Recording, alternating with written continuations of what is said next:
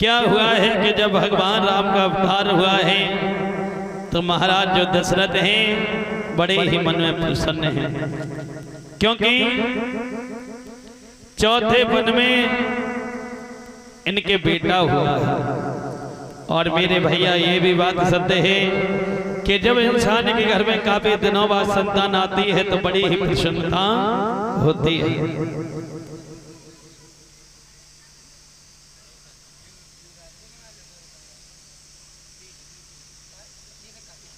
बोलिए गोविंद भगवान के। आज मेरे भैया तो महाराज जो दशरथ हैं ये बड़े ही मन में खुश हैं और इनकी खुशी का कोई ठिकाना भी नहीं है। यानी इनके यहाँ जो भी आता है वो जो कुछ भी मांगता है ये महाराज दशरथ उनको दे देते हैं। यानी सर्वस दाने और तीन शब काऊ जय पावारा खान हिताओ। यानी महाराज दशरथ ने सबको सर्वस्व दान दिया है कि जो मांगता है जो कुछ महाराज दशरथ उसे खाली नहीं जाने देते। यानी महाराज दशरथ उसको जाने नहीं देते हैं और ध्यान नहीं दें। यानी सर्वस्व दान दिया है।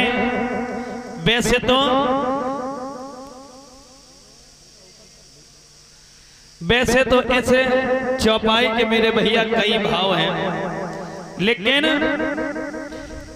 सर्वस्व यानी गरीब, यानी बताया है कि गरीब महाराज दशरथ ने किसी को भी गरीब नहीं रखा है।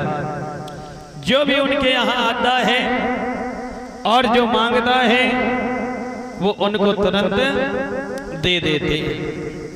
यानी सर्वस्व दान, ये सर्वस्व क्या है? ये सर्वस्व भगवान राम है। यानी भगवान राम को सभी को दिया है और जिसने भी लिया उसने बाद में लौटा दिया है। यानी भगवान राम को सभी को दिया और लौट करके महाराज दशरथ के पास में आ जाते हैं। तो इससे ये सिद्ध होता है कि महाराज दशरथ ने कि किसी को गरीब नहीं रखा। आज मेरे भैया यहाँ पर नामकरण संस्कार हुए हैं।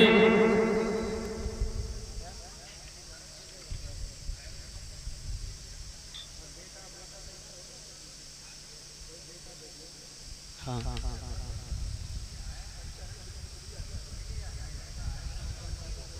आज मेरे भैया बताया है कि जब इनका नामकरण संस्कार हुआ है अपने गुरु को बुलाया है और बुलाने के बाद में कहा कि प्रभु आपने जो भी मन में इनके नाम सोचे हैं वो इनके नाम रख दीजिए, इनके नाम रख दीजिएगा।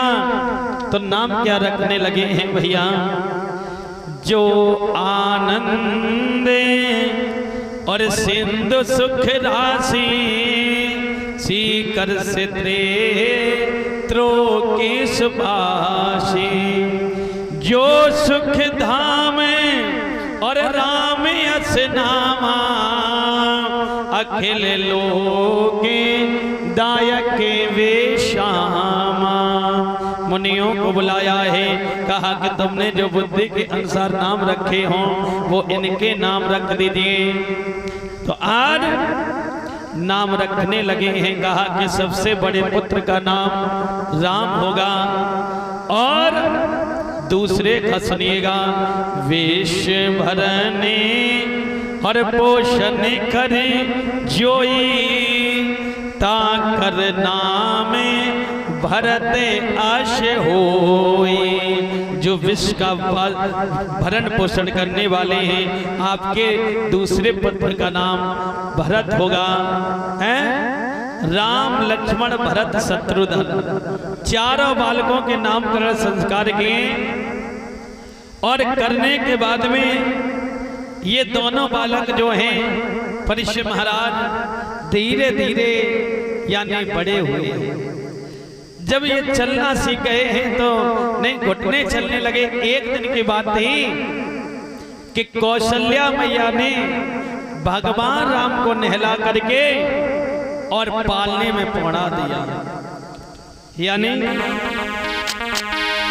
कि एक बार और जननी हनवाए और कर श्रृंगार पालन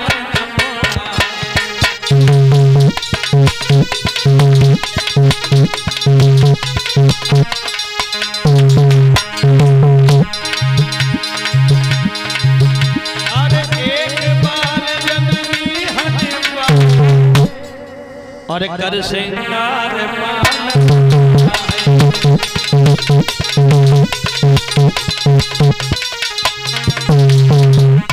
आज एक बार नहला करके और पालने में लिटा दिया है तो मैया जो कौशल्या है ये भगवान के लिए भोग बनाने लगी है।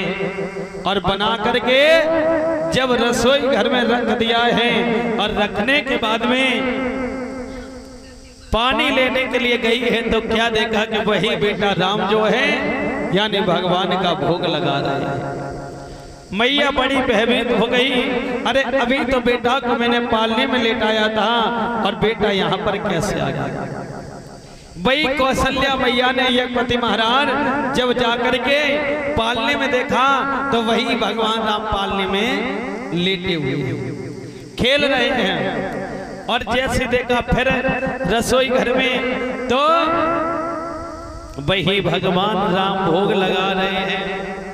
आज मेरे भैया उसी समय मैया बड़ी भयभीत हुई और भयभीत होने के बाद में यूं ही भगवान राम जो हैं अपनी लीलाओं को नाना प्रकारों से कर रहे हैं, नाना प्रकारों से लीलाएं कर रहे हैं।